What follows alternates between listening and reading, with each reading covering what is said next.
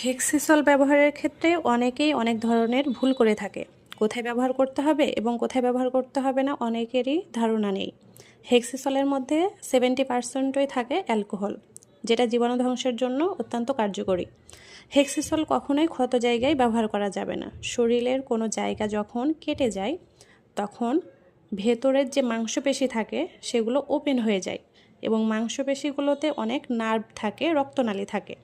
অনেকে হেক্সিসল দিয়ে পরিষ্কার করে, সেক্ষেত্রে জীবাণু মুক্ত হবে, সেই সাথে শরীরের গুরুত্বপূর্ণ যে কোষ আছে সেগুলো কিন্তু ক্ষতিগ্রস্ত হয়ে যাবে এবং ক্ষতস্থান শুকানোর প্রক্রিয়াটাও স্লো হয়ে যাবে।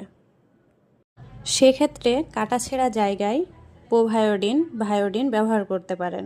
যদি আপনার হাতের কাছে এগুলো না থাকে তাহলে ক্ষত জায়গাটি সুন্দর করে পানি দিয়ে পরিষ্কার করে নিকটস্থ যে হাসপাতাল আছে সেখানে গিয়ে আপনি সুন্দর করে কাটা স্থানটি ড্রেসিং করে নিতে পারবেন।